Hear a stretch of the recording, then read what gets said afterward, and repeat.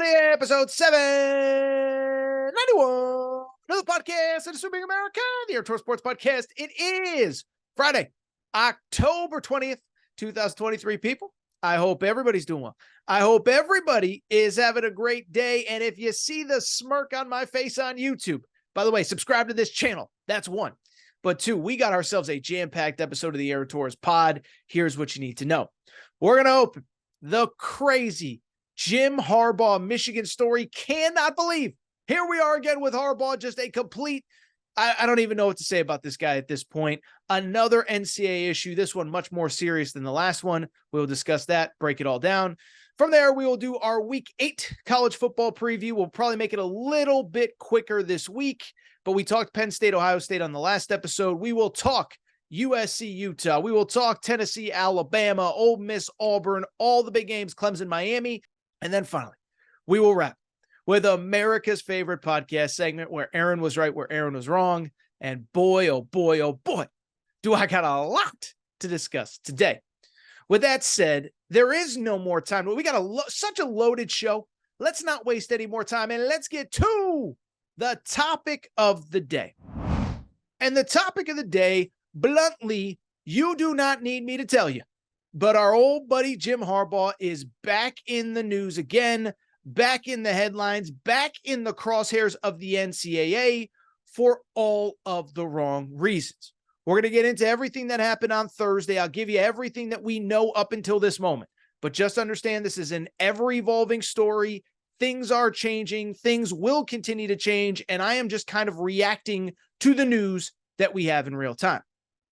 For people who do not know, obviously, Jim Harbaugh and Michigan were in the midst of an NCAA investigation all summer. But on Thursday, we found out that there is yet a different investigation, and in this case, undoubtedly more serious, as Michigan football, not Jim Harbaugh necessarily, but Michigan football is accused of sending assistant coaches on the road to scout future opponents. And essentially, the insinuation is that they have been sent to future opponents to essentially try and steal signs so they can get an advantage when they play. Story was first broken by Yahoo Sports, Ross Dellinger, and Dan Wetzel. And let's get a couple clarifications out of the way right now. So to be clear, one, it is not illegal to technically steal signs, although it is very unethical. Where the issue comes in, by the way, all sorts of schools through the years have been accused of stealing signs. Most notably, Brent Venables, when he was at Clemson, it was an ongoing conversation.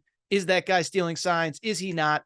But essentially, Michigan was accused of sending coaches on the road in advance of big games, not just this year, but in previous years, maybe in advance of college football playoff games to do this. And so, again, it's not illegal to try and steal signs, although, again, it is completely unethical. Where the issue comes in is you cannot send coaches on the road.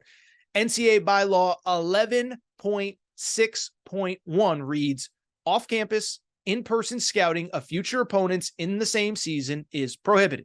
So bottom line is you can dance around it however you want. You can say whatever you want. It is illegal to send assistant coaches or coaches on the road to visit other teams. So that is what Michigan is accused of. Again, it is not illegal to steal signs, although I will say there is one caveat. If you're somehow getting into the headset, if you're able to hear the electronic communication, that's different. But sending the coach on the road is illegal. And again, this is after an NCAA investigation this offseason that got Jim Harbaugh that 3-game suspension to start the year. Couple other notes. One, we've seen coaches insinuate this throughout the year.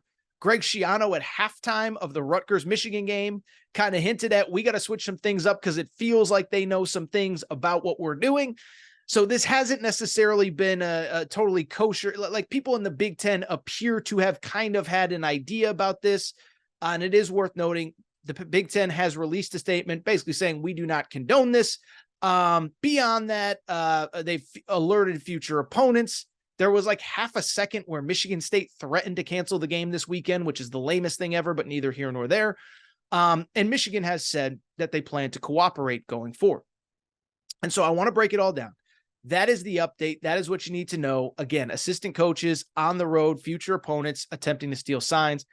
And let me just say, this is a bad look And I think it's safe to say that I think we're starting to see the end of the Jim Harbaugh era. I think he's going to be in the NFL next year.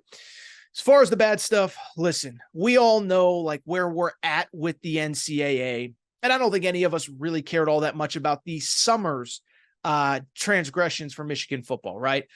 Michigan, at the time was accused of maybe bringing recruits on campus illegally during COVID. Not the greatest thing in the world, giving them free hamburgers, free meals. And again, I think Michigan felt like they addressed that in the offseason. It's rule breaking. You should be punished. The rules have changed, whatever. But at the end of the day, they broke rules. Jim Harbaugh got his 3-game suspension and we all moved on. This to me, though, is a lot different because this to me is not just a recruiting advantage or whatever. This is a game, potentially a game altering type of thing. And I think more importantly, a couple things. One, there's going to be some kind of future punishment from the NCAA. We'll see what happens. But two, I do think it sort of calls into question a lot of what Michigan has accomplished over the last couple of years. Listen, I'm the guy that's been saying on this pod all season long, Michigan is by far the best team I've seen all year in college football. Now I'm sitting there saying, well, are they the best team because they're awesome? Or are they the best team because their coaches know what's coming before it comes?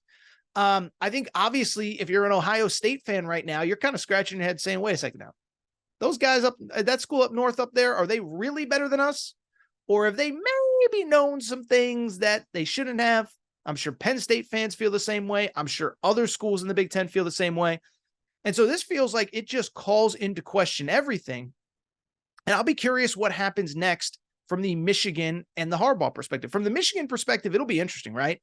Because Michigan's got the future of their program to look out for. And I think when you look at Michigan's decision, listen, I think he's going to coach this weekend, but I think there's going to be pressure, to maybe potentially suspend him. We'll see if that happens.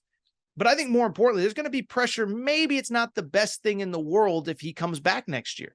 He's broken multiple NCAA rules, multiple run-ins. We know some sort of punishment will come down the road, whether it's scholarship reductions, whether it's a future, future suspension for Harbaugh. So it is a weird moment in time for Michigan, but I'll also say it's a weird moment in time for Harbaugh as well. Because when I look at this, I think all this really does is confirm to me, I think this is the last dance for Jim Harbaugh in Michigan. And I've been saying that since a year ago, because we have now had 2 straight off seasons where Jim Harbaugh has flirted with the NFL. Remember, 2 years ago, they make the playoff. Everybody feels good. He had just taken the pay cut. Then like literally the week after they make the playoff, they lose to Georgia. You hear him linked to the Raiders. You hear him linked to the Bears. That was the same offseason, by the way, where he interviewed with the Minnesota Vikings on National Signing Day, which is still insane to think about. Last year, of course, he flirted with the Carolina Panthers and the Denver Broncos, and I can't even remember who else. But I bring it up because I said at the time, I said, look, when he re-signed to come back to Michigan for one more year, or for this season, I should say, I said, I think this is probably his last year at Michigan because it's clear that this guy wants to get back to the NFL. I think he was ready to go last year if the right opportunity presented itself. But I think what Harbaugh realized was a couple things. Is one, Broncos, Panthers, who knows if an offer was ever handed out. But I think if he was like, if I want to go to a mediocre franchise that isn't winning, I can go next year as well because my 2023 Michigan Wolverines team is on paper going to be the best team that I've had. Now, again, I'm calling into question, are they really the best team that he's had or are they just cheating their butts off? I don't know. But I think a year ago, he sat there and said, why am I going to rush to the NFL? I'm going to come back in 2023, try to win a national championship. Nothing will ever line up better for me. I have Ohio State at home, Ohio State with a first-year quarterback. I own them. Penn State will have a first-year quarterback as well. This is the year that I got to try to make it happen. And I think even before all of this, I think Jim Harbaugh in his head was like, you know what? We're going to give it a run. This is the best team that I've had. If it works out, I get to go out on top. If it doesn't, I get to, I get to say that I got Michigan as close as you can possibly get in the modern era. He also, by the way, had prior to, I guess it was, Wednesday or Thursday, set up the program very nicely for the future. Sharon Moore is a future star in this sport. Mike Hart, great young head coach. The defensive coordinator is well regarded. So I bring it up because it just felt like, even though he would never say it, this felt like the last dance. But now, and this is the important part, I kind of think I don't want to say you have to move off of him. He's the best coach in the history of modern Big Ten. He's the best. I don't want to say the best coach. Lloyd Carr won a national championship, but you get the point that I'm trying to make. He has been a great coach in this era of college football for Michigan. But I think, one, I always suspected that he was ready to leave after this year. But is Michigan going to be ready to move on? Because, one, you just look at the situation. This is now twice that he has rubbed his nose at the NCAA or flipped his nose or whatever the term is that I'm looking for, okay?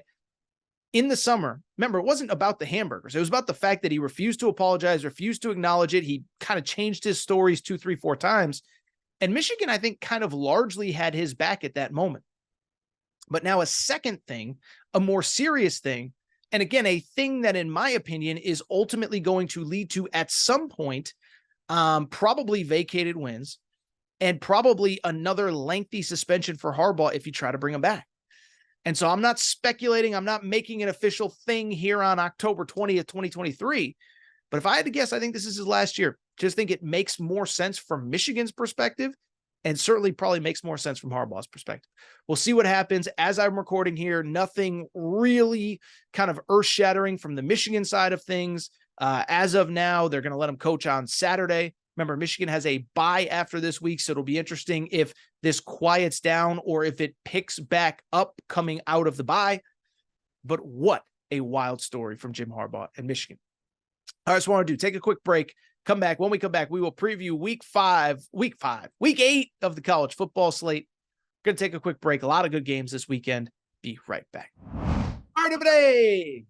I'm back. Good to be back. I do want to switch gears, and I do want to do a week 8 college football preview. Couple notes before we get started. One, if you missed Wednesday's episode, I did do the deep dive on Penn State, Ohio State. Make sure to go back and listen there. 2, in about 15 minutes from now, I think this will be a quicker segment. I don't want to spend 25, 30 minutes breaking down these games. Instead, I want to kind of go through a bunch of them quickly. As far as the Penn State, Ohio State game is concerned, again, you could go back and listen to the podcast on Wednesday, but I'll just say this.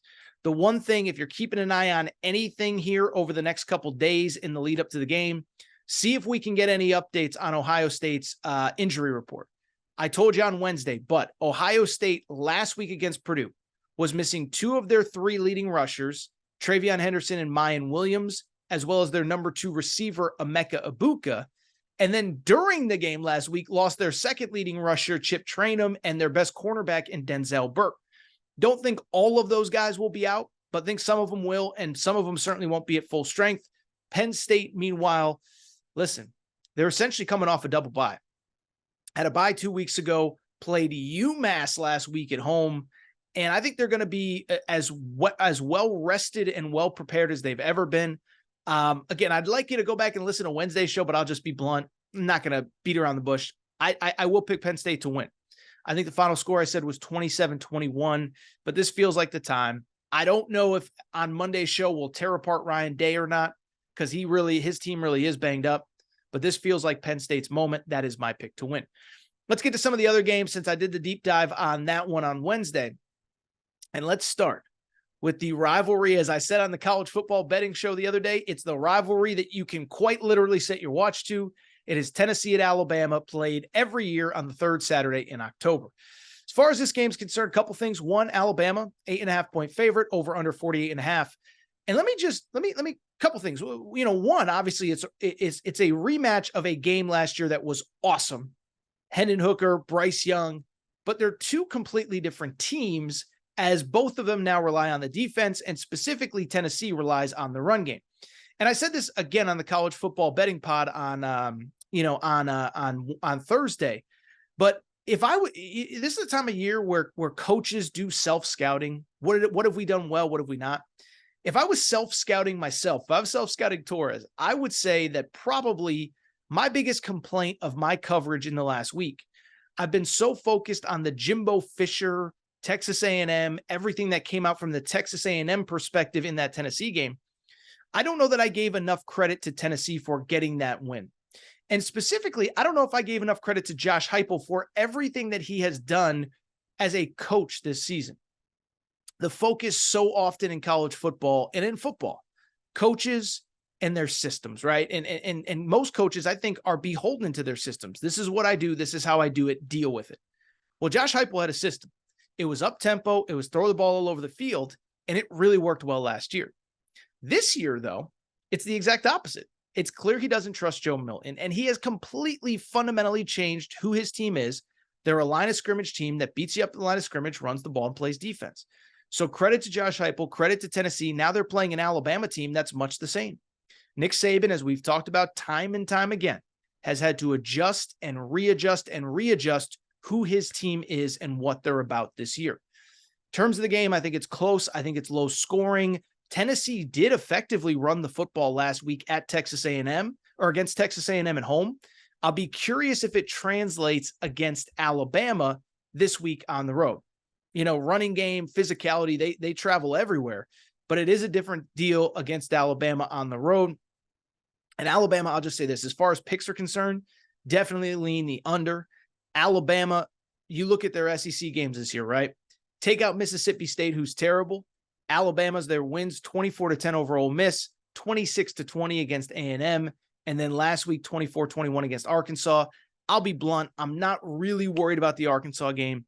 Arkansas is a you know, I hate to use the word because it's insulting in many ways, but they're a gritty team and they're not going to back down. And I think Alabama let its foot off the gas. They were able to get the win. The O-line play, I would be worried a little bit about if I was Alabama. Nick Saban has talked about it. They're giving up too many sacks. Tennessee's pass rush is good. Think it's close. Think it's low scoring. Give me Bama 21-17, a victory over Tennessee. Let's keep it going. Another top 25 matchup. This one out west. Utah at USC. USC a 7-point favorite after that debacle last week in South Bend. The over-under at 56.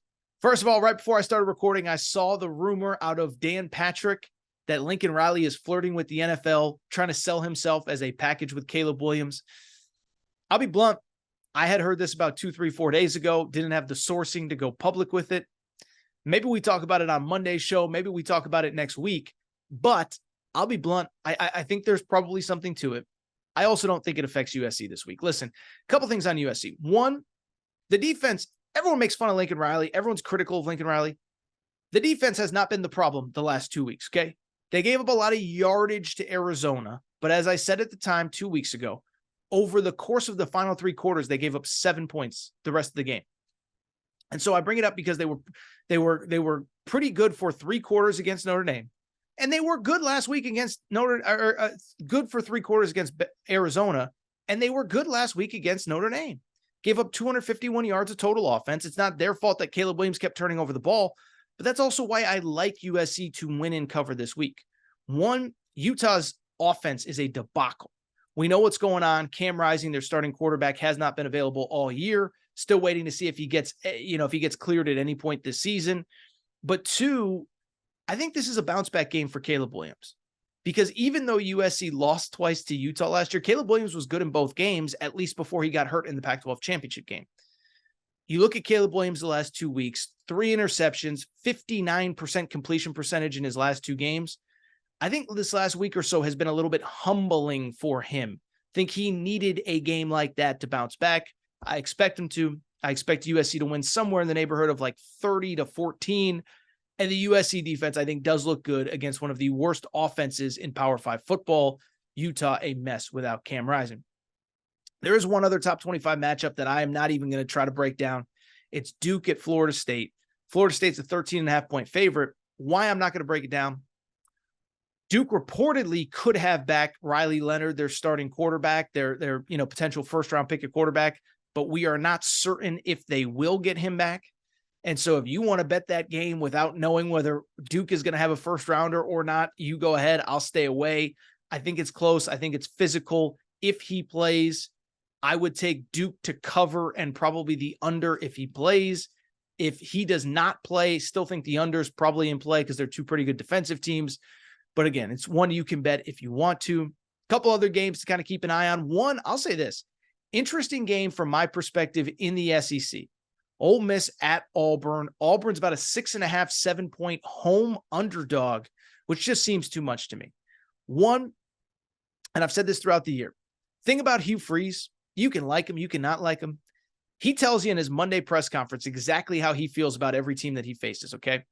So before they played Texas A&M, he said point blank, I'm scared of those guys up front and what they could potentially do to us. Those big guys up front, they have an elite third down defense. We don't know if we're going to be able to stay on the field. What happened? Defense ate Auburn alive. Auburn gets destroyed. Last week against LSU, Monday press conference, he said, that is the best offensive personnel that I have seen in my time in the SEC. He said, I wasn't here for Joe Burrow. I wasn't here for some of these other teams. But in my time, that's the best offensive personnel I've seen. What happens? LSU wins 48-18. This week, it seems as though he has a little bit more confidence. It's a night game. It's at home. And there's some interesting history here. This is incredible. You know, Ole Miss has not been in Auburn in back-to-back years since 1951 and 1952. That sounds insane, and they didn't play every year in that stretch. But since 1990 on, they have played every single season since. Ole Miss in the last 33 years doesn't have back-to-back wins over Auburn. So to me, I think everything favors at the very least a close game.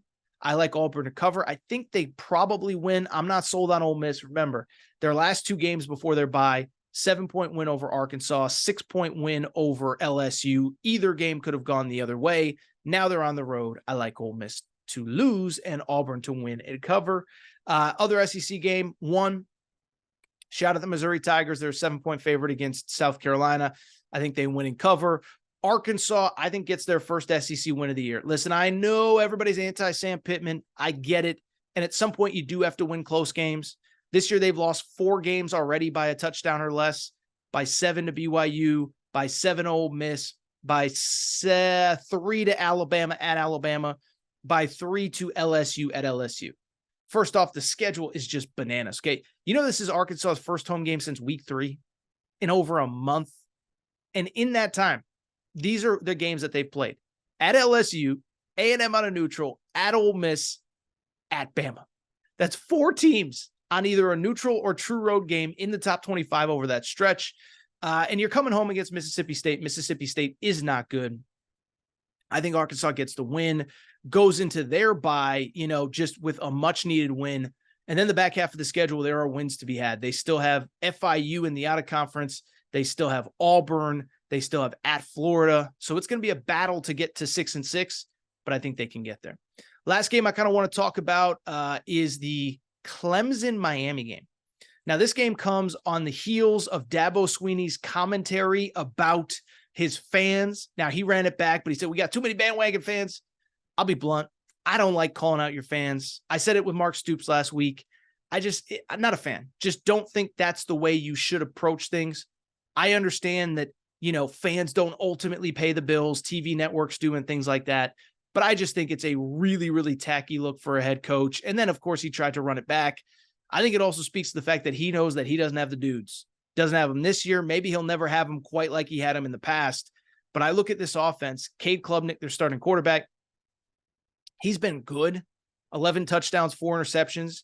7 of those 11 touchdowns, though, came against Florida Atlantic and Charleston Southern. Was not good against Duke. Was okay against Florida State. Was not good in their most recent game against Wake Forest. Miami's a 3.5-point home underdog. I kind of like Miami to win and cover. And we will have some Dabo conversations to have on Monday, if that's the case. Thank you, everybody, as always, for your support of the Aaron Torres Pod and Aaron Torres Pod YouTube channel. And we have a major announcement as legal sports betting is now in the state of Kentucky. That is right. The Aaron Torres Pod and Aaron Torres Pod YouTube has partnered with DraftKings Sportsbook and the DraftKings Sportsbook app. And here is the best part. DraftKings has an incredible offer for listeners of the Aaron Torres Pod who are first-time customers with DraftKings. This is the deal. Here's what you need to know. Download the DraftKings Sportsbook app. Bet $5 on any game, just $5, and you get $200 in bonus bets instantly when you use the promo code Torres. That's right. It's that simple. Again, first-time customers, download the DraftKings Sportsbook app. Bet $5 on any game, pro, college, any sport you want, and get $200 in bonus bets instantly when you use the code Torres. Thank you to our new partners, DraftKings Sportsbook. Thrilled to be working with them. Take advantage of their offer now.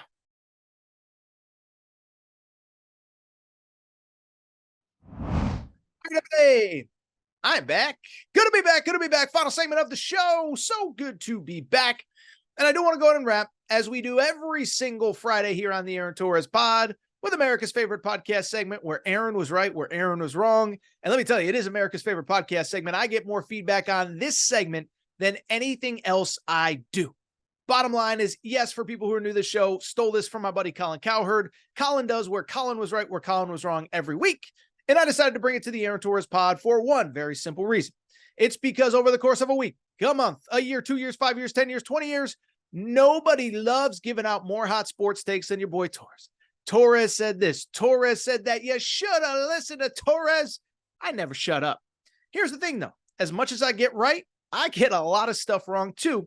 And so we wrap every single Friday show with where Aaron was right, where Aaron was wrong, highlighting my best takes of the week, but also my worst takes of the week. Let's get to it. Where Aaron was right, where Aaron was wrong.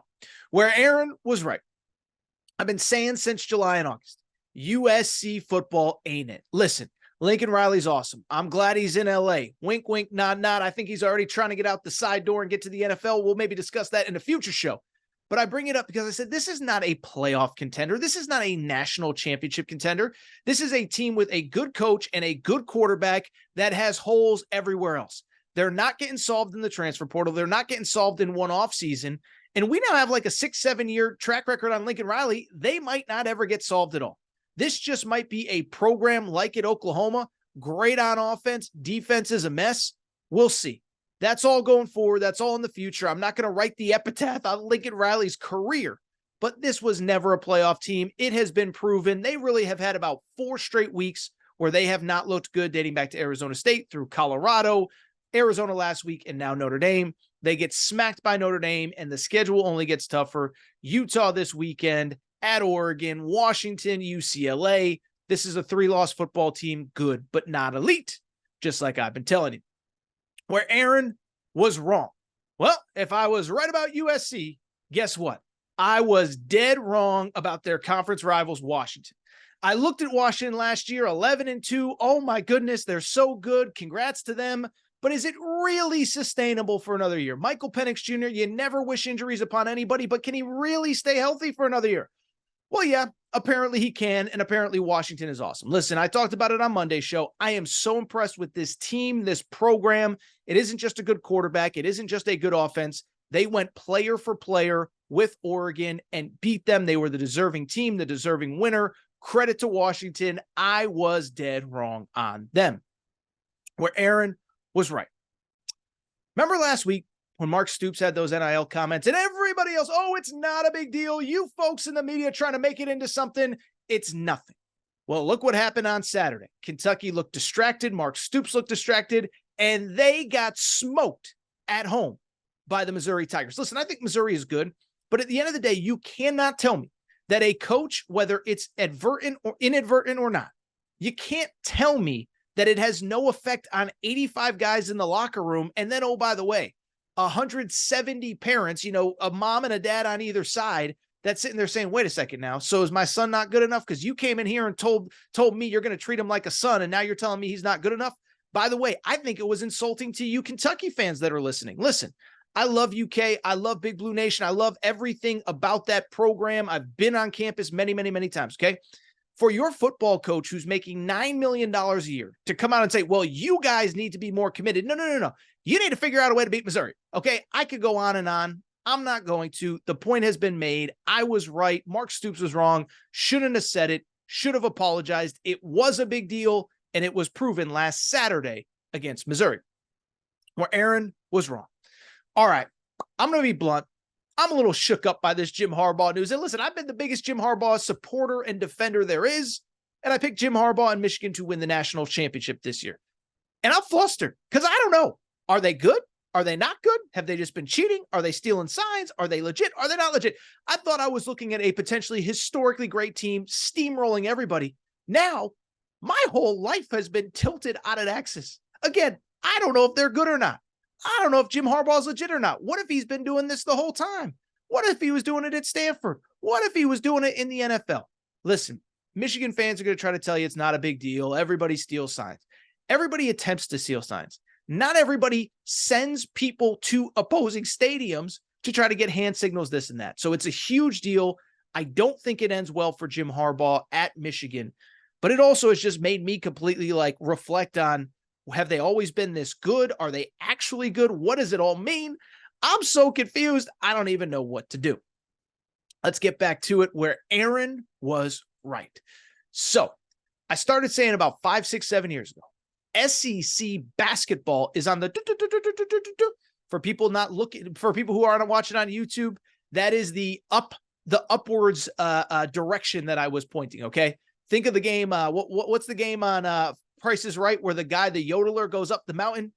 That was SEC basketball about 5, 6 years ago. I said, look, this is a program. This is a conference, excuse me. They are investing in ways that they never have. They're bringing in good coaches. Auburn with Bruce Pearl, Rick Barnes at Tennessee, Avery Johnson at Alabama doesn't work, so they fire him and bring in Nate Oates. Eric Musselman at Arkansas. That's in addition to John Calipari and some of the other older guys that have been there. Why do I bring it up? Well, it was because the AP poll was released this week, and guess what? You know what conference had the most teams in the preseason top 25? Wasn't the Big 12. Wasn't the Big East, who Dan Hurley says is the best conference he's ever seen. It was the SEC, with Tennessee in the top 10, Arkansas, A&M, and Kentucky between 10 and 20, and the reigning SEC champs, Alabama, at number 24. This league is on the rise. The talent levels on the court, the talent levels in the coaching circles are through the roof. And I'll wrap by saying, I think the league's only getting better. Chris Beers at Ole Miss. Chris Jans at Mississippi State's really good. Dennis Gates, his resume speaks for itself at Missouri. This league is on fire, and the basketball product has never been better. Let's get back to it where Aaron was wrong. You know what's not on fire? Texas A&M football. And we talked about it a lot in the early week show and the midweek show with the reports that Jimbo Fisher could be bought out. It's just really bad. And for years, I've tried to defend it. For years, I've said Jimbo Fisher isn't as bad as everybody makes. No, he is that bad. It is a disaster, and I think it falls on him. Listen, I understand that nobody wins every game. Not Nick Saban, not Kirby Smart, not Jim Harbaugh with the other team's signs, okay?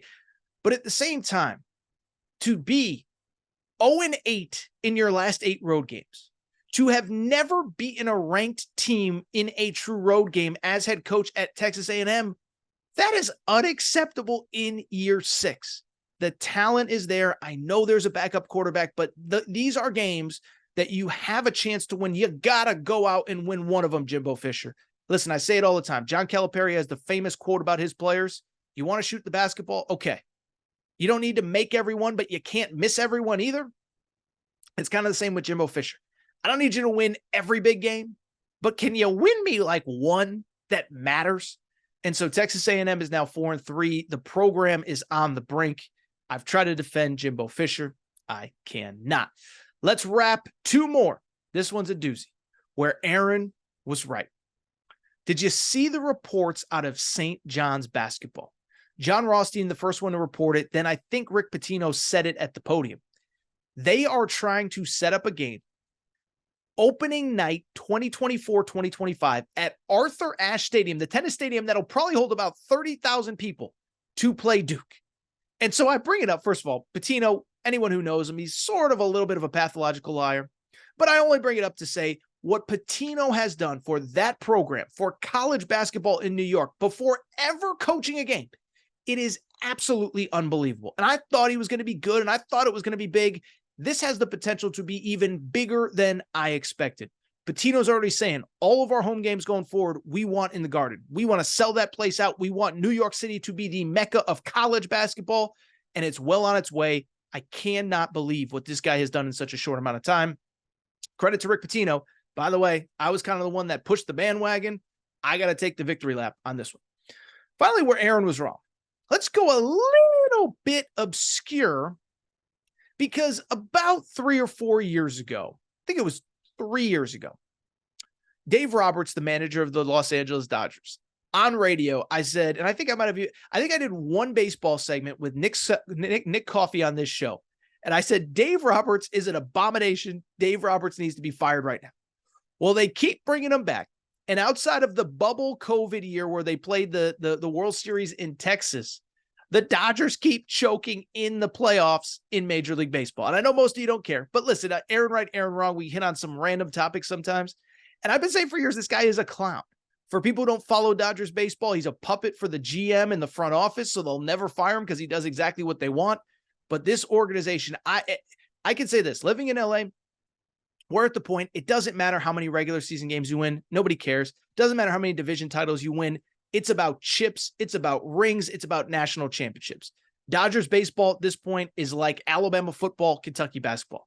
Don't get us to the dance. Win when you get there. I've been saying for years, Dave Roberts isn't the right guy. They refuse to fire him. It's an abomination. Dodgers out. Playoffs going on. Congrats to the 4 teams still in. The Astros, Rangers, Phillies, and the Arizona Diamondbacks. How about that? Torres on baseball to wrap the show. Who would have thunk it? All right, with that said, I do think it is time for me to get out of here, mainly because I think my voice is about to give out. I've done about 25 hours of recording this week. It never ends. But first of all, I appreciate everybody's support. It's been a heck of a week, a heck of a month, a heck of a fall. YouTube numbers are through the roof. Podcast downloads are doing great. And I cannot thank all of you enough for your support. If you're not subscribed to the show, please make sure to do so. Apple, Spotify, Amazon Music, Google Music, wherever you listen to podcasts, make sure to subscribe. Also, make sure to rate and review the show. Go ahead and give us a quick 5 stars. Let us know what you like, what you don't like, all that good stuff.